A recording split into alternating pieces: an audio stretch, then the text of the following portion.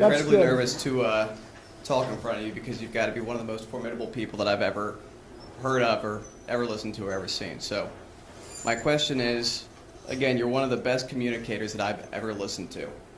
If I could be half as good at you or at communicating as you are, I would be set. How can I teach myself to do that?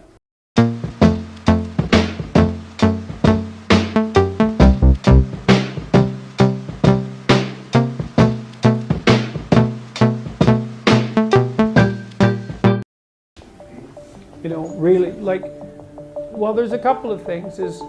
Helps to read a lot. It really helps to write. So if you want to make yourself articulate, which is a very good idea, then not only should you read, but you should write down what you think.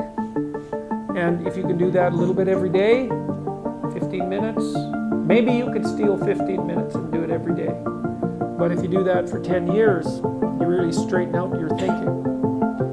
If you're going to speak effectively, you have to know way more than you're talking about. You know, so this is often difficult for beginning lecturers at university because they'll do a lecture on a topic, but they only know as much as they're saying in the lecture, and they get kind of stuck to their notes because of it. But you want to know 10 times as much as you are saying in the lecture, and then you can specify a stepping path through it and elaborate with the other things that you know. But to do that, you have to do a lot of reading.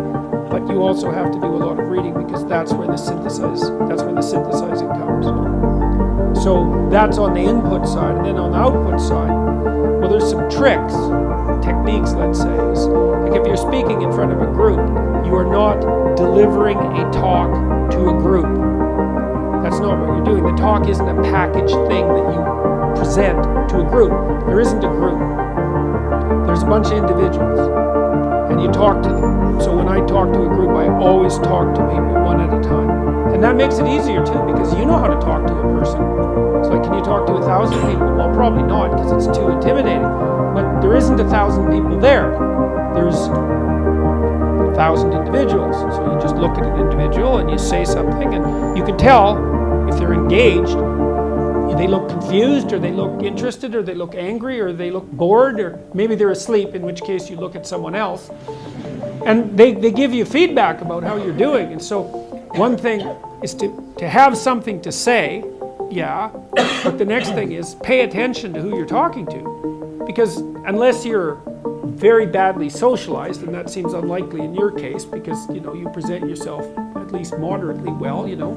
And, well, I mean, I don't know you very well, but on first sight, you know, you're doing fine. So the probability that if you pay attention to the individuals that you're talking to, that your natural wealth of social skill will manifest itself is extremely high.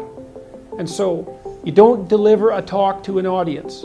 That's a really bad way of thinking about it. You're actually engaged in a conversation with an audience. Even if they're not talking, they're nodding and shifting position and, you know, looking like this, and you can pull all that in and use it to govern the level at which you're addressing the entire audience. So the last thing I would say is, well, having the aim to be a good communicator is a good start. And you think, well, I can buttress that to some degree. There isn't anything that you can possibly, this is the whole point of a liberal education, there isn't anything that you can possibly do that makes you more competent in everything you do than to learn how to communicate. I don't care if you're going to be a carpenter. I mean, being a carpenter, by the way, is very difficult, especially if you're a good carpenter. But if you're good at communicating as a carpenter, you're like 10 times better as a carpenter. So, and this is something that the liberal arts colleges, I think, I don't know if they've forgotten it, but they don't do a very good job of marketing. It's like, well, what's the use of a bachelor's degree, a Bachelor of Arts? It's like, well, you can think, you can write, you can speak, you've read something.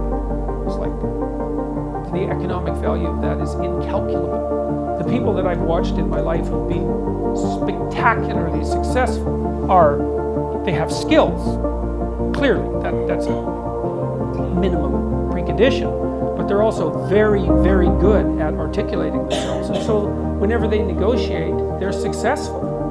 Well, that's kind of like the definition of success in life, right? You negotiate and doesn't mean you win. Because if you're a good negotiator, if you're a really good negotiator, everybody walks away from the negotiation thrilled.